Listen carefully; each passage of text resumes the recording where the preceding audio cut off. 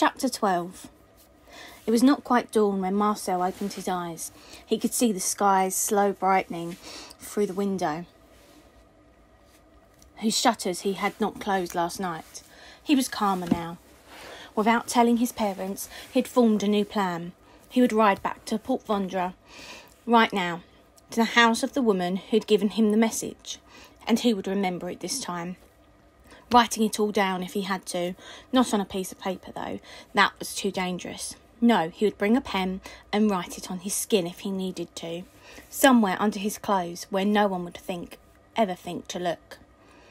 It was true that the bicycle was not in great shape. He had thought of that.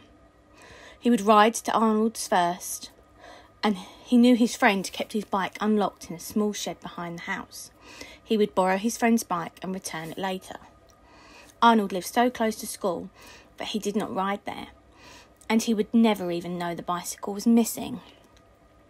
As Marcel stood there looking out the window, the sky grew brighter. The rain was over, and it looked like it was turning into a nice day, perfect for an early morning ride. He had just reached for his pants and the still damp jacket he'd worn home last night when his attention was snagged by the clip-clop of a horse's hooves outside in the street. There was a milkman in his wagon, delivering the glass bottles of milk along with the small containers of cream and butter all over town. Of course, there was no cream and not much milk these days, and no butter either. Yet the milkman continued to make his rounds, delivering whatever he could.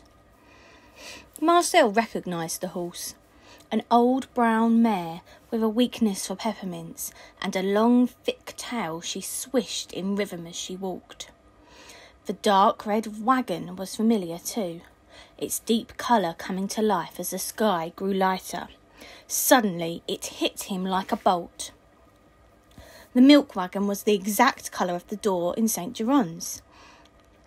The door of the safe house where Delphine and her family were going to spend the night.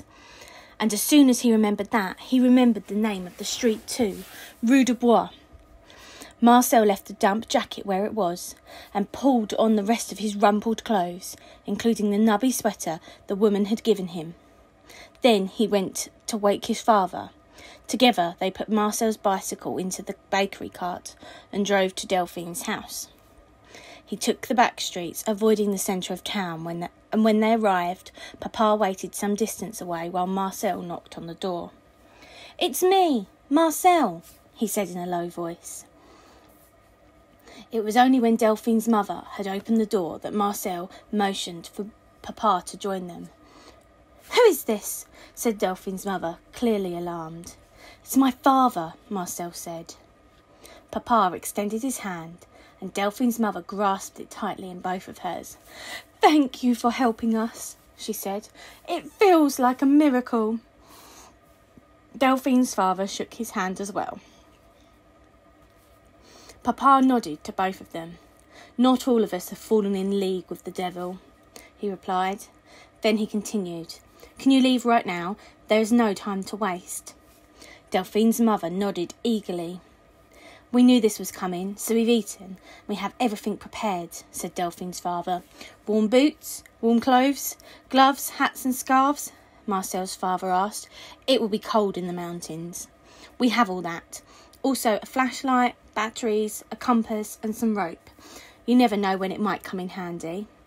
"I have some dried fruits and some nuts," said Delphine's mother, "and we each have a canteen." She began moving around the room, gathering things as the men continued talking. "That's good," said Marcel's father. "Now what about money?"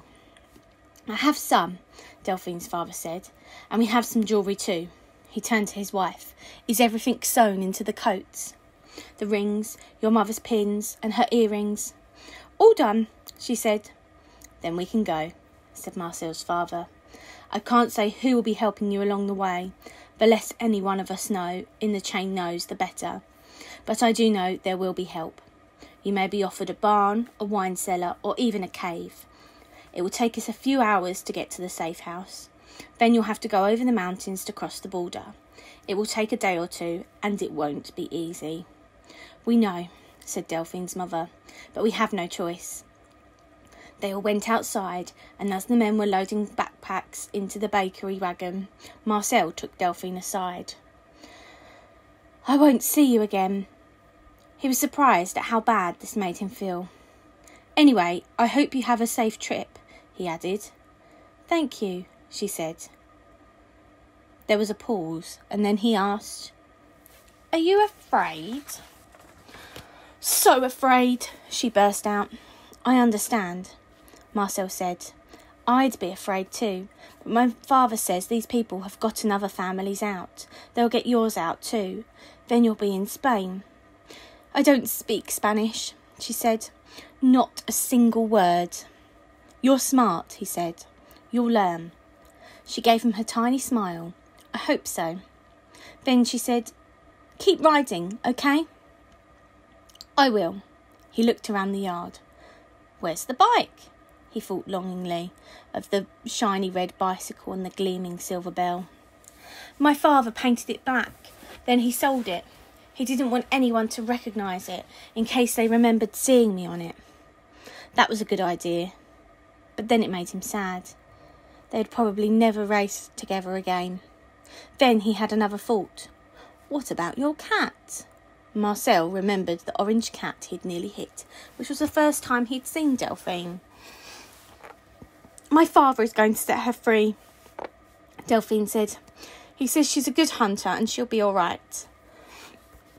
But since she looked like she was about to cry, she obviously didn't believe it. "We'll take her," Marcel said impulsively. "We always need cats in the bakery. They keep the mice away." "Oh, would you?" she said, clasping her hands together under her chin. "Could you?" "I'll ask my father, but I am sure he'll say yes." Just then he heard his father's voice. "Marcel, you'd be better getting onto school now. Delphine and her family have to go now." Marcel sighed. "Adieu," he said.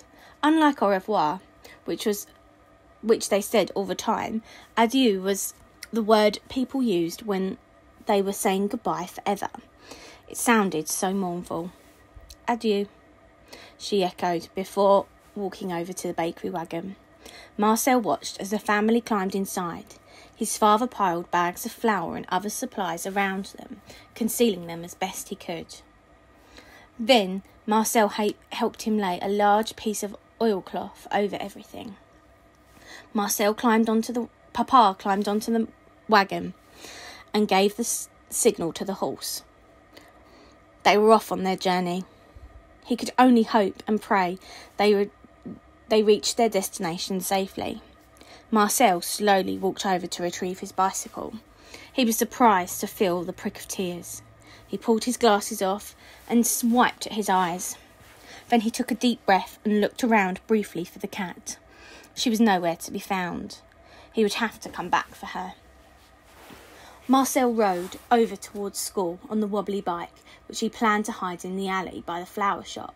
But there was Gwillem, swaggering up the street, just as Marcel was dismounting. "Hey, where'd you get this old hunk of junk?" Gwillem gave the handlebars a little shake. "None of your business," Marcel said darkly. Why did he have to be walking by at just this exact minute? What a rotten piece of luck. "Well, wherever you got it, you should take it right back. It's a wreck." "Like I don't know that," Marcel muttered. "What happened to your bike?" Gwillem persisted. "It got crushed by a van." Marcel had to think fast. "Seriously? Were you on it?" "What are you, a dope or something? If I'd been on it, would I be here talking to you right now? No, I'd left it parked and some stupid van backed right into it. The driver said he didn't even see it. It was squashed flat." "Too bad," Gwillem said. "Yeah, it was," agreed Marcel. Then, eager to change the subject, he added, "Did you hear? The school week is going to be cut to 4 days to save on electricity and heat and stuff." "Two blags! You're kidding." Gwillem's eyes opened wide in surprise. "Not that it's been decided or anything. Right now, it's just a rumour." Yeah, a rumour I just started, thought Marcel, and it worked. Gwilym had completely lost any interest in the subject of Marcel's old bike or his new one. Marcel was proud of how he'd come up with that idea. But then, when he walked into the classroom and saw Delphine's empty seat, his warm glow of pride vanished in an instant.